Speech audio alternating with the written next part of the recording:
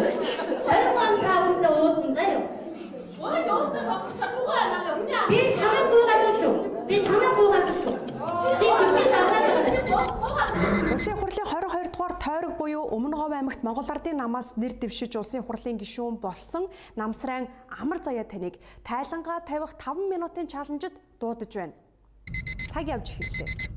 35 үсгийн дарааллаар Амар Заяа гишүүнээс бид чаленжаа эхлэж байна. Харин одоо бид Амар Заяа гишүүн өнгөрсөн 4 жилийн хугацаанд юу хийв? Тойрогтой хэрхэн ажилласан? Хичнээн хууль санаачилж батлуулав. Бас ямар хэрэг төвөг дүүлян шууганд холбогдсон хөрөнгө нь яаж өссөн, амьдрал нь хэрхэн өөрчлөгдсөнийг үзүүлэх гэж байна. Намсрайн Амар Заяа 6 хүүхэдтэй айлын 4 дахь хүүхэд 1998 онд Монгол Улсын их сургуулийн физикийн багшийн ангид төгссөн. Сургуулаа дүүргэсний дараа гэр бүлтэй болж хөдөө 1 жил мал маллсан. 1999 онд Өмнө Говь аймгийн төвд 3 дугаар сургуульд багшаар тэр жилдээ Монгол Ардын хувьсгалд намд буюу одоогийн Монгол Ардын намд 23 наснда элссэн. 1998 онд Монгол Улсын их сургууль физикийн багшаар 2004 онд засаг тахан дээд сургууль нэгтлэн бодогч мэргэжлэр 2006 онд удирдлагын академи төрийн удирдлагын менежерээр 2010 он хөдөө аж ахуйн сургуулийн эдийн засгийн ухааны магистр 2018 онд хөдөө аж ахуйн сургуулийн докторантын цул зэрэг хамгаалж 1999-өөс 2002 онд Өмнө Говь аймгийн төвийн 1 3 дугаар сургуульд физик математикийн багш, аймгийн татварын хэлтест нэгтлэн бодогч, аймгийн засаг дарганы хамгаалалтын газарт санхүү эдийн засгийн бодлого зохицуулалтын хэлтсийн дарга, аймгийн Монгол Ардын намын хорооны дэд дарга, аймгийн намын хорооны дарга, Bonsite компани гүйцэтгэх захирал, миний байр суурь үзэл бодол баримтлал 1-2 гэсэн ботном бичсэн байна. Амар Заяа 2017 оны 1-р сард байнгын хорооны хуралдаанд богц ажиллаж олонний дургүйцлийг хүргэсэн. Дараа нь офшорыг шалгуулах ард түмний онц төр зөвлөлийн зохицуулагч Бат Чулуун гишүүн Амар Заяад хүсэлтээ өгөхөд үл тоомсорлсон утсаар ярьж байгаад албан хүсэлтийг нь авсан нь бүдүүлэг гэж хэлүүлэхэд хүргэсэн юм. Ерөнхийлөгчийн сонгуулийн үеэр нэр дэвшигч Мэ Гомбын их болдын сурчлагын ажилд Өмнө Говь аймгийн 3 тис сумын иргэдтэй уулзах үеэрээ би та нарыг гуйж сонгогдоогүй битгий давраад байгаараа хэмээн хэлсэн байна. Хийж надад тусгай байна, цаг байна, боломж байна.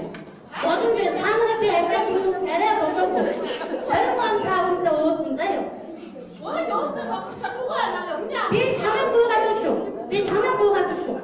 Чи тэтгэж аваад байна. Өмнө Говь аймгийн Уйгуул Амар Заяа гишүүн их хуралд сонгогдож ирснээр хотод суурин амьдрах болсон. Тиймээс хотод амьдрах орон сууц байхгүй гээд улсын хурлаас 50 сая төгрөгийн тусламж авсан юм. Хурд группийн хүннүү хороололд байрлсан тус хорооллын орон сууцны үнэ хамгийн багадаа 300 сая төгрөг аж. Амар Заяагийн байр худалдан авсан газар нь хүннүү хороолол. Харин хүннүү хороолол бол улсын хурлын гишүүн Чойжил Сүрэнгийнх. Харин Амар Заяагийн сонгогдсон аймаг нь Өмнө Говь. Өмнө Говь аймгийн тосон бомбын нуруунд Чойжил Сүрэн лиценз эзэмшдэг бөгөөд ухах гэж байгаад одоогийн байдлаар хараахан чадаагүй байгаа. Өөрөөр хэлбэл хурд группийн хүннүү хороололд Амар Заяа орон сууц авсан нь сонинд давхцал. Одоо бүгдээрээ Амар Заяа гишүүний хөрөнгө оруулалтын мэдүүлгийг хамтдаа харъя. 2015 онд түүний гэр бүлийн хөрөнгө оруулалтын мэдүүлэг нь жилийн 20 сая байсан бол улсын хуралд гишүүн болсны дараа 38 сая, 2017 онд 110 сая, 2018 онд 110 сая нь буурч 53 сая болжээ. Амар Заяа ямар нэг бизнесгүй, хувьцаагүй гэж хөрөнгө оруулалтаа мэдүүлсэн. Харин 2016 онд 28 сая, 2017 онд 82 сая, 2018 онд 322 сая төгрөгийн зээл авчээ.